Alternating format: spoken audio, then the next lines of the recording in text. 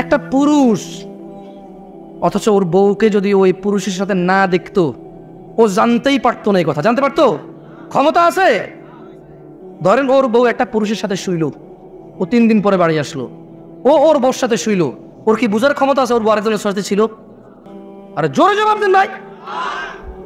যেই পুরুষ তার বউ যদি আরেকজনের সাথে শোয়, এরপরে সে যদি ওই স্ত্রীর কাছে যায়, যেই পুরুষের এতটুকু ক্ষমতা নাই বুঝার যে এই অন্য কারোর সাথে ছিল, ওই পুরুষ যদি দেখে আরেকজনের সাথে শুইছে, ও ঘৃণায়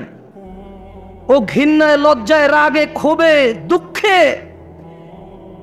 ওকে পুরো পৃথিবীর বিনিময় দিলেও বলবো যে বউ আমি রাখবো না ভাই। যার ভিতরে ন্যূনতম লজ্জাবোধ আছে, গায়রাত আছে। গায়রাত মানে বোঝেন আত্মমর্যাদা। কি মর্যাদা? সে রাখবে না তো, বলবো যে ভাই এত কিছু জানি না, আমি জুলুমের শিকার হয়ে গেছি, ওর মোহর কত?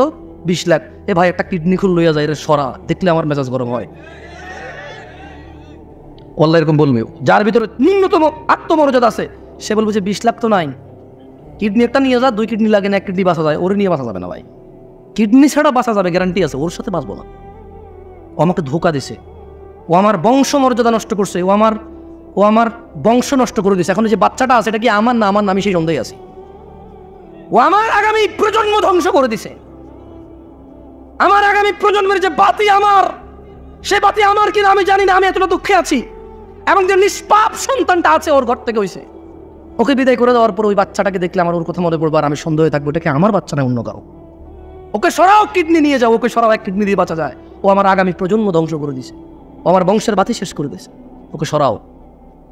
সেই জায়গায় শিরিক আল্লাহ কিভাবে মাফ করবে? অথচ তিনি জানে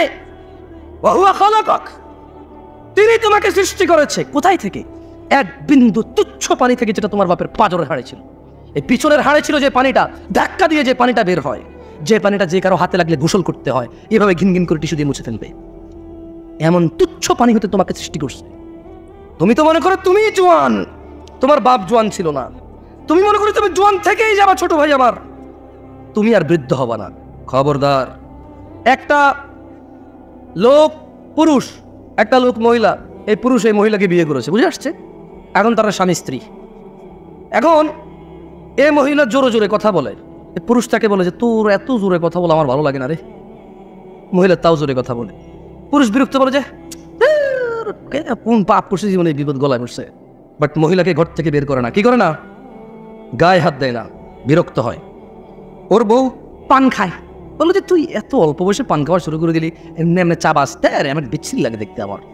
কিন্তু বউকেও তালাক দেয় না, বাপের বাড়ি পাঠায় না, গায়ে হাত তোলে না। ওর জন্য জামা কেনে, কাপড় কেনে, ওর জন্য সুন্দর সুন্দর চুড়ি কিনে, লিপস্টিক কিনে, আলতা কেনে।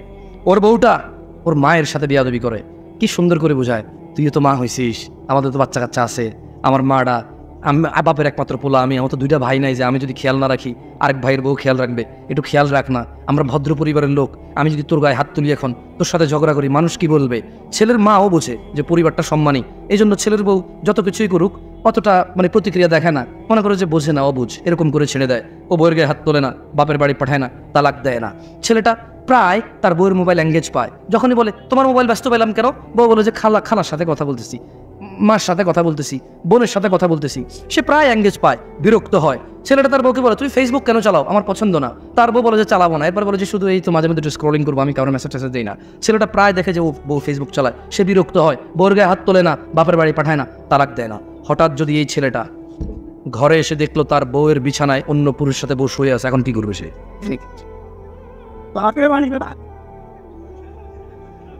কেন রাগে মেরে ফেলবে কেন? ও কি ইসলাম বোঝে না? ও তো মুসলমান ছেলের কথা বলতেছি।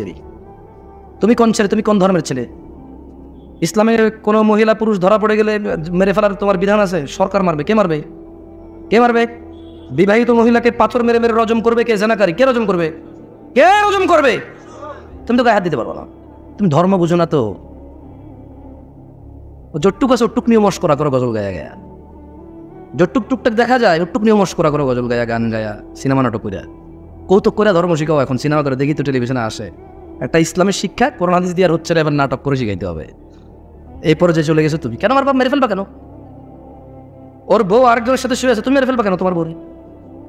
তোমার মেরে ফেলা বৈধতা আছে ওই মহিলাকে? বলে যে মেরে ফেলবার আগে ওকে তালাক দেওয়া বৈধতা আছে, ওকে বাপের বাড়ি পাঠিয়ে দেওয়ার বৈধতা আছে, মুসলমান শাসকের হাতে তুলে দেওয়ার বৈধতা আছে, যে বিচার হোক। আর বিচার হবে কেন? বিবাহিত মহিলা জানা করলো কেন? বিবাহিত পুরুষ জানা করলো কেন? ওর বিচার হবে। ওকে পাথর মেরে মেরে ফেলতে হবে। কে মারবে? শাসক মারবে। পুলিশ, এই দেশের যে পুলিশ আছে না, অথবা কোনো বাহিনী তৈরি হবে, সরকার তৈরি করবে। কে তৈরি করবে? আমাদের দেশের সরকার। তো আমি তোমার দেশ নিয়ে কথাই বলতেছি, আমি কথা বলতেছি ইসলাম নিয়ে।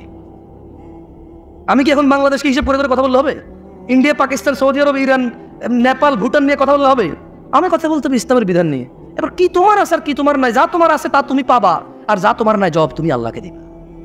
আমি এখানে কি করবো? আমার কি করার আছে? কি ক্ষমতা আছে আমার করার? এই তোমরা কি কথা বুঝো আমার? এখন এই ছেলেটা দেখলো তার স্ত্রী অন্য কারো বিছানায় শুয়ে আছে। আচ্ছা, এই যে তার মাকে কষ্ট দিল, এই যে মহিলা জোরে জোরে তার সাথে কথা বলে, এই যে মহিলা পান খায়, এই যে মহিলা সারা দিন ব্যস্ততা, মোবাইলে ব্যস্ত পায়, এই যে মহিলা ফেসবুক চালায়, ও কিন্তু তালাক দেয় নাই, দিছে? বলেন তো এবার ও রাখবে? মসজিদের ইমামদের, হ্যাঁ, ওনাকে বলেন না যে হুজুর আমি শুধু জুমা পড়ি, তোর রুকুতে যায় নামাজ ধরি, সালাম ফিরানোর পর সবার আগে বের হওয়া লোকটা আমি খুব চালাক, 2 রাকাত বরাবর পাইয়া যাই। সবাই পড়ে 5 মিনিট নামাজ 2 রাকাত পায়, আমি পড়ি 3.5 মিনিট, তারপরে 2 রাকাত পাই। কেমনে? সবাই বোকা আল্লাহু আকবার যায় 10 নামাজ, আমি সোজা রুকুতে যাই পাইছি 1.5 মিনিট পড়ার পরে। তার মানে আমি টাইম সেভ করছি। দারুন! আমি যে কি বুদ্ধিমান, আল্লাহ, আমি যে কি চালাক। ইমাম সাহেব, আপনি বুঝেন না, আপনি জানেন না আমি কত ক্লেভার। আমি হেভি জিনিয়াস টাইপের জিনিস। হ্যাঁ, চিন্তা করেন, তোরা 5 মিনিট পড়ে 2 রাকাত, আমি 3.5 মিনিট পড়ে 2 রাকাত আমি। এবং ইমাম সাহেব নামাজ শুরু হয় আল্লাহু আকবার দিয়ে, শেষ হয় আসসালামু আলাইকুম দিয়ে। আমি আসসালামু আলাইকুম বলছি, সবার আগের লোকটা আমি বাইরে হয়েছি। তার মানে নামাজ শেষ, আমি নাই, ওইখানে আমি টাইম সেন্ড করছি। আপনি চালাক না? এই ছেলে, তুমি চালাক না? তুমি তো এটাই করো। তোমার হুজুরকে বলো না, তুমি যাকে বিশ্বাস করো তাকে বলো না যে ইসলামে হাদিসের যে গ্রন্থগুলো আছে ওখান থেকে একটু বলেন তো, আমি শুধু জুমার 2 রাকাত পড়ি, আর কোনো নামাজ পড়ি না আমি, আর ঈদের নামাজ পড়ি, আর কেউ মারা গেলে আমার, তাও যদি আমার নানি, দাদি, নানা, নানু, খালা, খালু, ফুফা, ফুফি, হ্যাঁ, আত্মীয় স্বজন, চাচা, জ্যাঠা, একেবারে নিকটবর্তী হলে আমি জানাজায় অংশগ্রহণ করেছি। এর বাইরে আমি নামাজ পড়ি না। আমার বিধান কি ইসলামে? শুনেন, আপনার হুজুর থেকে শুনে নিয়েন আপনার আলেম থেকে, শুনে নিয়েন আপনার বিশ্বস্ত মানুষটা থেকে, যাকে আপনি শ্রদ্ধা করেন। আজকে আমাকে নিয়ে আসছেন, আমি বলে দিই, দেখিয়ে এগুলো এসে বলতে হবে। যদি সে আপনাকে আদর করে এইভাবে মাথা পুরি বলে যে আরে সমস্যা নেই, ঠিক হয়ে যাবে, তো ওনার ব্যাপার। আর যদি বই থেকে নিয়ে আসে কথা, কোথায় থেকে? বই থেকে নিয়ে আসতে বলবে যে বাইনানা ওয়া বাইনাল মুনাফিকিন শুহুদুল ইশাই ওয়াস সুবহ লা ইস্তাতিউনাহুমা। বলতে হবে যে আল্লাহর নবী বলছে আমাদের মুসলমানদের আর মুনাফিকদের মধ্যে পার্থক্য হচ্ছে ফজর আর ইশায় উপস্থিত হওয়া। লা ইস্তাতিউনাহুমা, মুনাফিকরা ফজর আর ইশায় উপস্থিত হতে পারে না। আল্লাহর নবী মুনাফিক বলছে তাদেরকে। আপনি আজকে শুনছেন এটা? কি বলেন? 1450 বছর পুরনো। এটা আমি বলতে হচ্ছে কেন জানেন? আপনি বলবেন যে দূরের থেকে কোন ছেলে আসছে, বাপ দাদার 14 গোষ্ঠী শুনি নাই, ও নতুন কথা কয়। না, আপনি শুনছেন আজকে, এইটা নতুন কথা না। এটার বয়স 1450 ক্রস করছে প্রায়। কেমন? মানে আপনার আব্বার আব্বা, তার আব্বার আব্বা, তার আব্বার আব্বা, তার আব্বার আব্বা, তার আব্বার আব্বা, তার আব্বার আব্বা, তাদের সবার আব্বার আব্বার আগে কথা এটা। আপনি বলবেন যে কি কথা বলে, বাপ দাদার জন্মে শুনে নেই। আর দূর, তোমার বাপ দাদার 14 গোষ্ঠীর 14 বার যোগ্য লেয়ার আগের কথা এটা। এত পুরনো কথা তুমি শুনো নাই কখনো, সময় পাও নাই শুনতে। এটা বলতে হবে। আরেকটা কি বলবে? আরেকটা বলতে হবে যে বাইনাল আবদি ওয়া বাইনাল কুফরি তারকুস সালাহ। কাফের আর মুমিনের মধ্যে পার্থক্য হচ্ছে নামাজ ছেড়ে দেওয়া। এটা বলবে উনি, যদি উনি বই থেকে বলতে হয়। কেমন? 90% মুসলমানের দেশ। বলো মারহাবা, বলো, হ্যাঁ, বলতে থাকো। তোমার ক্ষমতা অনেক না? তুমি নিজেকে নেতা বললে নেতা, সুদর্শন বললে সুদর্শন, কবি বললে কবি, লেখক বললে লেখক, তুমি তো বলো নিজেকে মুসলমান মুমিন, বলো, তোমার মর্জি। কিন্তু মনে রাখবা, ইয়াউমা লা তামলিকু নাফসুন লিনাফসিন শাইআ ওয়াল আমরু ইয়াউমাইযিন লিল্লাহ। ওই দিনকে ভয় করো যেদিন কোনো মানুষের কোনো ক্ষমতা কোনো কাজে আসবে না। একচ্ছত্র মালিকানা সিদ্ধান্ত নেওয়ার ক্ষমতা থাকবে কার? ওই দিনকে ভয় করো। ওই দিন মুসলমান বললে মুসলমান হওয়া যাবে না। আল্লাহর নবী বলে গেছে যে নামাজ ত্যাগ করে সে কুফরি করে। এখন বলবো জামশেদ মজুমদার এসে ফতোয়া দিয়েছে নামাজ ছাড়লে কাফের। আমি কখন বললাম রে ভাই? জাবের রাদিয়াল্লাহু আনহু বলছে আল্লাহর নবী বলছে যে নামাজ ছাড়ে সে কাফের। যে নিয়মিত নামাজ ছেড়ে দেয়, যে নামাজকে পরিত্যাগ করেছে, যে নামাজকে ছেড়ে দিয়েছে, যে নামাজকে নামাজের সাথে কোনো সম্পর্ক রাখলো না, নিজের সম্প্রীতি রাখলো না, সম্পর্ক কিছু রাখলো না। যে শরমে নামাজ পড়ে, জুমা না পড়লে মানুষই কি করবে? আরে বেটা ভাই আমার, জুমা আর জোহর দুইটাই ফরজ। কেমন মানে জুমার দিনের যে 2 রাকাত জুমা আর শনিবারের যে 4 রাকাত জোহর দুইটাই ফরজ। কেমন? আল্লাহ আমাদের কি বোঝার তৌফিক দান করুন। তো আপনাদেরকে এমন একটা তথ্য কো, আর একটা ওই যে বললাম বাইনার রাজুলি ওয়া বাইনাশ শিরকি ওয়াল কুফরি তারকুস সালাহ। নিশ্চয় বান্দা মুশরিক কাফেরের মধ্যে পার্থক্য হচ্ছে নামাজ ত্যাগ করা। বহুদূর থেকে আসছি, এই পুরো কাউনিয়ার সবাই যদি জান্নাতে চলে যায়, যদি আমি না যেতে পারি, এটা আমার কোনো সফলতা নাই। এই পুরো কাউনিয়ার সবাই যদি জাহান্নামের নিম্ন স্তরে চলে যায়, যদি আমি মুক্তি পেয়ে যাই, এতে আমার কোনো লস নাই। তাই এমন একটা ইবাদতের কথা, এমন একটা দুষ্কৃতির কথা, এমন একটা পাপের কথা বলে যেতে চাই, যেই পাপকে পরোয়া করলে এই রাজাঘাটের মানুষের জান্নাত হবেই হবে। আমি বলিনি, আল্লাহ বলেছে। যদি রাজাঘাটের নারী ও পুরুষরা, যদি রাজাঘাটের ধনী ও দরিদ্ররা, যদি রাজাঘাটের যুবক ও বৃদ্ধরা, সুস্থ অসুস্থরা যদি সিদ্ধান্ত নেয় এই পাপ সম্পর্কে আমরা সতর্ক হব, জীবনের শেষ নিঃশ্বাস পর্যন্ত এই পাপ থেকে বেঁচে থাকব, তবে তাদের সফলতা কেউ ঠেকাইতে পারবে না। লোকমান হাকিম তার ছেলেকে ওয়াজ করছে। এদেশের বাপেরা হুজুর নিয়ে এসে ছেলেকে ওয়াজ শোনায়, নিজেরা ওয়াজ করে না। যেদিন বাপ তার ছেলেকে ওয়াজ করবে, স্বামী তার স্ত্রীকে, দাদা তার নাতিকে, নাতি তার দাদাকে, মা তার মেয়েকে, বাপ তার মেয়েকে, চাচা তার ভাতিজিকে, মামা তার ভাগ্নিকে, ভাগিনাকে, পাড়া প্রতিবেশী তার পাড়া প্রতিবেশীকে যেদিন ওয়াজ করবে, সেই দিন ওই একটা ইসলামের বিধানকে প্রস্তুত করার জন্য 2-4টা সুন্নতকে ছোট করা লাগবে না। বলে দিন আমার আপনার উম্মতদের, বলে দিন এই পৃথিবীবাসীকে, ইন্নামা হারামা রাব্বি, নিশ্চয় আমার প্রতিপালক নিষিদ্ধ করেছে, হারাম করেছে, আল ফাওয়াহিশ, অশ্লীলতাকে, মা যাহারা মিনহা ওয়া মা বাতান, যে নোংরামো প্রকাশ্যে হয় আর যে নোংরামো গোপনে হয়। গান বাজনা কি গোপনে হয় না প্রকাশ্যে হয়? গায়ে হলুদ গোপনে না প্রকাশ্যে? গায়ে হলুদ গোপনে না প্রকাশ্যে? এইখানে তালতলা, আমতলা, জামতলা, এই যে কর্নারের চায়ের দোকানে যে সিনেমার আইটেম সং লাগায় রাখে, প্রকাশ্যে না গোপনে? ট্যাক্সি ড্রাইভার, সিএনজি চালক একটা ডেস্কের মধ্যে গান বাজনা নাচ লাগায় রাখছে, প্রকাশ্যে না গোপনে? ঘরের ভিতরে বাপ মা, ছেলে মেয়ে, নাতি নাতনি, ভাতিজা সবাই মিলে ড্রয়িং রুমে বিশাল বড় 52 ইঞ্চি টিভি লাগায় রাখছে, হিন্দি সিরিয়াল চলে, প্রকাশ্যে না গোপনে? তো 1450 বছর আগে আমাদের রব বলেছে, বলে দিন, সিগারেট যে খায় প্রকাশ্যে না গোপনে? সিগারেট কি গোপনে না প্রকাশ্যে খায়?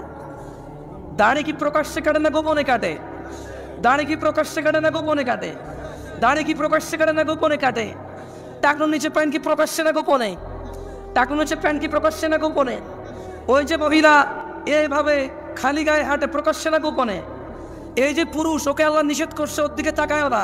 এই যে পুরুষ আল্লাহর নিষেধাজ্ঞা ভঙ্গ করে মহিলার দিকে তাকায় থাকে, আর ওর চোখে মুখে শুধু ওই মহিলার কল্পনা আঁকে, প্রকাশ্যে না গোপনে? তো গোপনে কোনটা? গোপনে আপাতত আজকাল বেশিরভাগই এখানে। গোপনে আজকাল বেশিরভাগ কোথায়? এইখানে ডিভাইসে। কোথায়? ডিভাইসে। আমি অবশ্য আলাদা চিনি না বা চিনতাম না, আমি সৌদি আরবে বড় হয়েছি। কেমন সত্যি বলতেছি, বল্লা 2016-17 সালের আগে আমি শুনি নাই নাম, আমি শুনি নাই ব্যক্তিগতভাবে। তবে যখন আমি শুনতেছিলাম, যখন এদের আকিদা, মানহাজ, তখন আমার কাছে মনে হতো যে আইএস মানুষ বেনামাজি হবে, অথবা দাড়ি কাটবে, সুদ খাবে, ঘুষ খাবে, মানুষের টাকা মারবে। It's impossible. কি পসিবল? ইম্পসিবল। পরে আমি শুনলাম যে ক্যামেরাম্যান এগুলোর নামাজও পড়ে না, 500 টাকা বেতন দেয়, সেখানে রেকর্ডিং করে যায়, চ্যানেলের মালিকদেরকে দেয়, কামলা খাটে রেকর্ডিংয়ের কাম। পরে আমি বলছি না, ঠিক আছে, এই জন্যই তো থামনেল দেয়, দেখেন কীভাবে বাস দিল কে। ওর নাকি মানহাজুস সালাফ ফলো করে। অনেকে আকীদাতুস সালাফ ফলো করে, অনেকে ইন্টারনেটে ইসলামকে সম্প্রচার করে। কি প্রচার করে? কে পেশাব করে আর কে থুতু মারে, শুধু অট্টুককে দেশে প্রচার করে। এইটা হলো ওর দিন প্রচার। কোন লোকটা 1 ঘন্টা বক্তব্য দিয়ে 2 মিনিট ভুল বলেছে, ও শুধু অট্টুক প্রচার করে খুব সুন্দর থাম্বনেল দিয়ে। এটা হচ্ছে ওর দিন প্রচার। ও আসলে ফিতনা প্রচার করে, এর বাইরে কিচ্ছু না।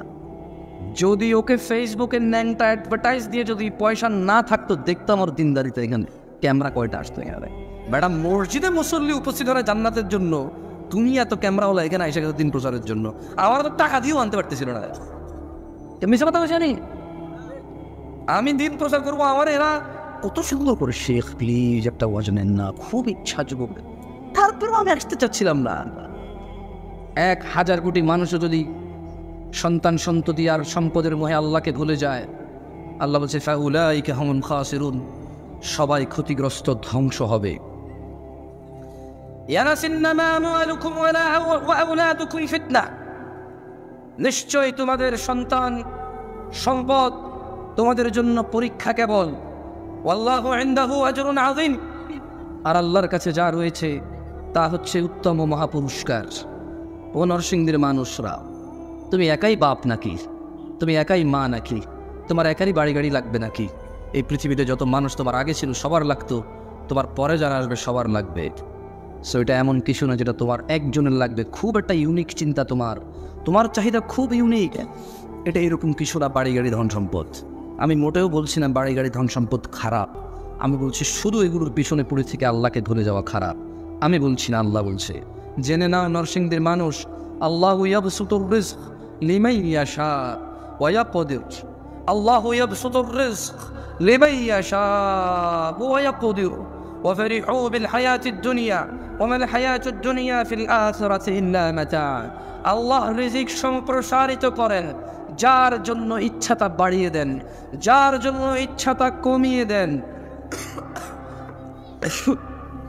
ও নরসিংদীর মানুষ, তারা যারা পার্থিব জীবনকে আনন্দে, তারা যারা দুনিয়ার জীবনের আনন্দে মেতে থেকে আখিরাতকে তুচ্ছ তাচ্ছিল্য করে, আখিরাতের তুলনায় তারা অতি নগণ্য বস্তুকে তারা পছন্দ করে বসে আছে।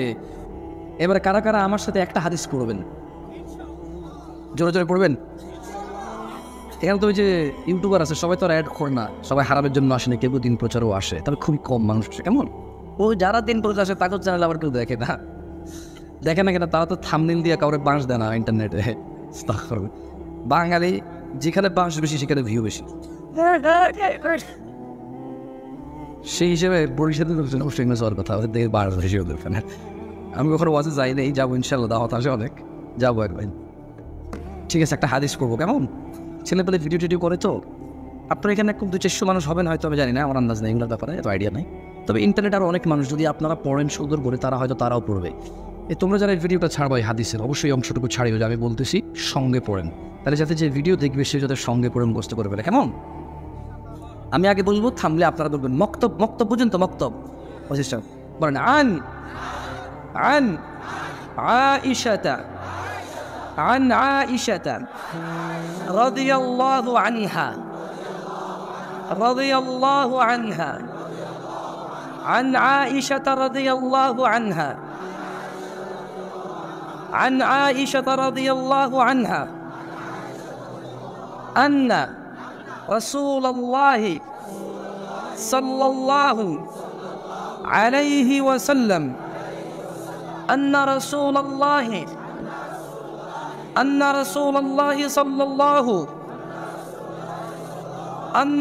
الله صلى الله عليه وسلم قال عائشة رضي الله عنها থেকে বর্ণিত, তিনি বলেন, আল্লাহর নবী সাল্লাল্লাহু আলাইহি ওয়াসাল্লাম বলেছেন। কে বলেছে? কে বলেছে? কে বলেছে?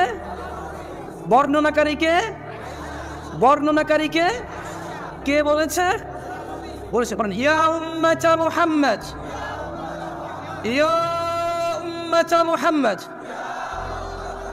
মা আহাদুন মা আহাদুন ইয়া উম্মাত মুহাম্মদ মা আহাদুন আগয়ার মিন আল্লাহ ইয়া উম্মাত মুহাম্মদ হে উম্মত মুহাম্মাদিরা সাল্লাল্লাহু আলাইহি ওয়াসাল্লাম মা আহাদুন আগয়ার মিন আল্লাহ আল্লাহর চেয়ে অধিক মর্যাদাবান আল্লাহর চেয়ে অধিক মর্যাদাবান আর কেউ নেই আইয়ারা আইয়ারা আইয়ারা আবেদাহু আও আমাতাহু তাজনি তাজনি তিনি আল্লাহ ওনার কোনো বান্দা ও বান্দিকে জানা করা অবস্থায় দেখতে চায় না। বর্ণনাকারী কে বলেছে? কার থেকে বলেছে? কি বলেছে? কি বলেছে? জানা অবস্থা কে দেখতে চায় না? কাকে দেখতে চায় না? কাকে? আমরা কি বান্দা না? আমাদের বোনরা, আমাদের মারা, আমাদের মেয়েরা কি বান্দিরা? ওরা কি আল্লাহর আবেদা না? আমরা কি আল্লাহর আব্দ না? তাহলে তিনি কি দেখতে চায় না? কাকে দেখতে চায় না? ইয়া উম্মাত মুহাম্মদ হে উম্মত মুহাম্মাদিরা লাউ তা'লামুন যদি তোমরা জানতে মা আ'লাম যা আমি জানি লাদাহিকতুম কলিলা তোমরা অল্পই হাসতে ওয়ালা বাকিতুম কাসীরা অধিক কাঁদতে। কে বলেছে কথা? আয়েশা রাদিয়াল্লাহু তাআলা আনহা বলেছে। কে বলেছে? কার থেকে বলেছে? মুহাম্মদ সাল্লাল্লাহু আলাইহি ওয়াসাল্লাম থেকে বলেছে। আমি আর একটা হাদিস বলবো, কেমন? ফাদিলতু শেখ চলে আসছে, ওনাকে অপেক্ষা করার স্পর্ধা করবো না ইনশাআল্লাহ। জুমার দিন বেড়াইতে যাব, মেহমান আসবে। জুমার দিন ছুটি আছে, ঘুরতে যাব।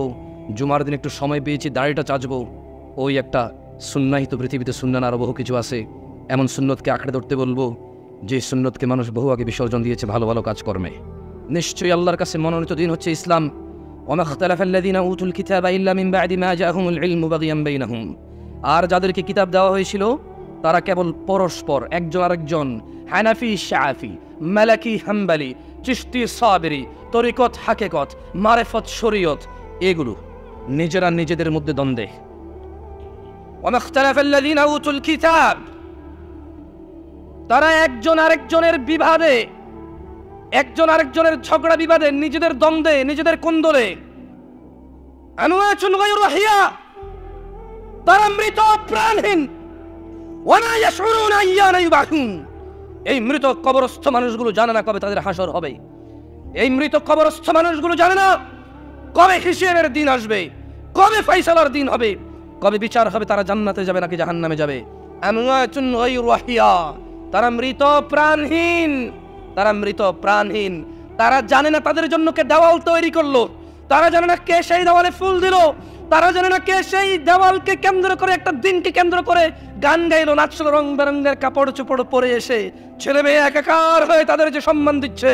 They don't know, they know nothing. আমওয়াতুন গায়রু আহিয়া। কি হয়েছে মুসলিম জাতির? তারা কি তাদের মৃতদের সম্মান করতে শেখেনি? যিনি এসেছিল 23 বছর এই পৃথিবীতে দাওয়াত তাবলীগ দিয়ে গেছে, যিনি পরিপূর্ণ জীবন বিধান দিয়ে গেছে, তারা কি ওনার থেকে শিক্ষা নেবে না কিভাবে মৃতদের সম্মান করতে হয়, কিভাবে মৃতদের সম্মান করতে হয়? তারা আসছে মৃতদের সম্মান করতে, গান গেয়ে এনেছে। এভাবে গান গাইলে নাকি, নাচলে নাকি সম্মান হয় মৃতদের। ওয়ালা হাওলা ওয়ালা কুওয়াতা ইল্লা বিল্লাহিল আলিয়্যিল আযীম। পরিস্থিতি এমন এক পর্যায়ে আসছে, কেউ কেউ এমন এমন পরিস্থিতি দিচ্ছে, তুমি কি বাঙালি নাকি মুসলমান? আরে বেটা, আমি জামশেদ মজুমদার, কুমিল্লা বাড়ি, বাংলাদেশি, মুসলমান, তোর সমস্যা কি? আমি সাইডটা। হ্যাঁ, এরকম অপশন দিবার তুই কে? তুই কে রে এরকম ক্ষমতা? তুই কোন ক্ষমতাবান লোক রে? হ্যাঁ, তুই আমার মালিক, তুই আমার বানাইছস। আমার বাপের পাজরের হাড়ের এক বিন্দু তুচ্ছ পানি ছিল, সেটাকে তুই দিছিস, তুই বানাইছস সেটা। ওখান থেকে রক্ত মাংস হাড্ডি দিয়ে সুন্দরতম অভাবে তুই প্রেরণ করছিস আমাকে পৃথিবীতে, যে তুই আমাকে অপশন দিয়ে রাখছস জান্নাত নাকি জাহান্নাম। ওখানে অপশন চয়েস করা যায়। পরিস্থিতি আজ কেমন হয়ে গেছে, তুমি কি বাংলাদেশি নাকি মুসলমান? আবার আমি মুসলমান বাংলাদেশি, তোর সমস্যা কি? ওরা আমি বাংলাদেশি হিন্দু, তোর সমস্যা কি রে? আমি যদি জামশেদ হই, আমি বাপ, আমি খালু, আমি ফুফা, আমি মামা, আমি চাচা, আমি চাচা, আমি দুলা ভাই, আমি স্বামী, এত কিছু হইতে পারি।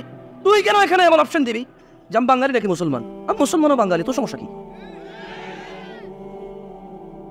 আল্লাহ যা হারাম করেছে এই পৃথিবীর কোনো মানুষের চাপে তা আমি গ্রহণ করব না।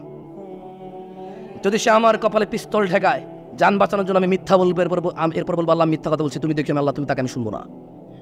অথবা আমি বলবো যা, জানি বাঁচাইলাম না, তুই মেরে ফেল। দুটোর একটা বলবো আমি। আমি ভয় বলবো না না না ভাই ভুল করছি, আর করবো না, আর করবো না। এরপর কম আল্লাহ তুমি জানো আমি 5 বছর দাম দিই না। অথবা আমি বলবো যে হ্যাঁ বলছি, তুই কি করবি কর। দুটোর একটা বলবো আমি। যুবক ভাইরা আমার, 30 বছর নিচে কারা আছে? উঠে দাঁড়াও তো একটু দেখি। 30-এর নিচে, 30-এর নিচে উঠো, উঠো দাঁড়াও। আর কত বইবা? হাওয়া বাতাস যা আছে বাইর করো। সব কি 30-এর নিচে? বাইটো বাইটো। ভাই স্লোগান বন্ধ করেন ভাই। কি হয়েছে ভাই? রাজনীতি শুরু করেছেন নাকি? বসেন। স্লোগান দিয়ে কিছু হইলে বহুত কিছু হয়েছে, তো আরো বহুত জায়গায় হয়। এখন খালি একটা পুলিশ এসে বলছে कोई नहीं दिखेगा इधर, जिसने बोला नाराय तकबीर सबसे पहले भागेगा भाई। এক পরিস্থিতি গোলায়েন না, কথাবার্তা বলার সুযোগ দিয়েছে। আল্লাহ ওদেরকে তৌফিক দিক, আরো সুযোগ করে দেওয়ার। আল্লাহ ওদেরকে এবং আমাদেরকে, ওদের এবং আমাদের হৃদয়ের যে দূরত্বতা রয়েছে তা দূর করে দিন কল্যাণের জন্য। আল্লাহ তাআলা আমাদের ও আমাদের শাসকদের মধ্যে ন্যায় প্রতিষ্ঠার তৌফিক দান করুন। আমাদের শাসকদের অত্যাচার থেকে আল্লাহ আমাদেরকে আশ্রয় দিন, এবং ওদের মধ্যে যে কল্যাণ আছে আল্লাহ সর্বোচ্চ কল্যাণটুকু আমাদেরকে দান করুন। আমরা যাতে সুন্দরভাবে তাদের সাথে চলে তাদের ভুল সিদ্ধান্তগুলোর সুন্দর ভদ্র ভাষায় প্রতিবাদ করতে পারি, আল্লাহ আমাদেরকে সেই তৌফিক দান করুন। আমি বলবো, যিনি আপনি বলেছেন গান গাইলে শহীদের শ্রদ্ধা হয়, আপনি একটু বলেন না শহীদ ব্যক্তি কোন সায়েন্স, কোন আর্টসে, বৈজ্ঞানিক কোন থিওরিতে মরার পর গান গাইলে ওর সম্মান হয়? যদি ব্যাখ্যা দিতে পারেন আমিও গাইব। যদি বলে দিতে পারেন ছেলে মেয়ে একাকার হয়ে যদি গান সারাদিন গান গেয়ে আর বুঝাই যে ওরা মারা গেছে আমাদের জন্য, ওদেরকে আমরা স্মরণ করতেছি, এই স্মরণ ওদের কোনো কাজে আসবে যদি কোনো সায়েন্স দিয়েও বুঝাই দিতে পারেন, ধর্মবাদ দিলাম, যদি সায়েন্স দিয়ে বুঝাই দিতে পারেন তবে আমি বলবো ঠিক আছে আপনি করেন, তবে আমি তাও করবো না হারাম মিউজিকের জন্য। কেমন? তবে আমার মনে হয় আপনি বুঝাইতে পারেন সায়েন্স। আরে ভাই সায়েন্স অনেক সত্য জিনিসের অস্বীকার করে, এটা তো নাই। যারা নিজের মেয়ের ক্ষেত্রে জুলুম বোঝে, স্ত্রীর ক্ষেত্রে বোঝে না, তার মেয়ের জামাই অত্যন্ত খারাপ, তার মেয়ের কথা শোনে না, তার মেয়ের নামে অ্যাকাউন্ট করে না, তার ছেলে খুবই খারাপ, খুবই খারাপ, বউর নামে অ্যাকাউন্ট আছে, বউর কথা চলে। তার মেয়ের জামাই খুবই খারাপ, তার কপালই পড়ে। তার মেয়ের জামাই খুবই খারাপ, তার মেয়ের নামে অ্যাকাউন্ট করে না এবং মেয়ের কথা শোনে না, এই কারণে তার মেয়ের জামাই খারাপ। আর ঠিক তার ছেলের বউয়ের নামে অ্যাকাউন্ট আছে এবং ছেলে তার বউয়ের কিছু কথাবার্তা শুনে চলে, তার ছেলেটাও খারাপ। তো কপাল করেছে, জানেন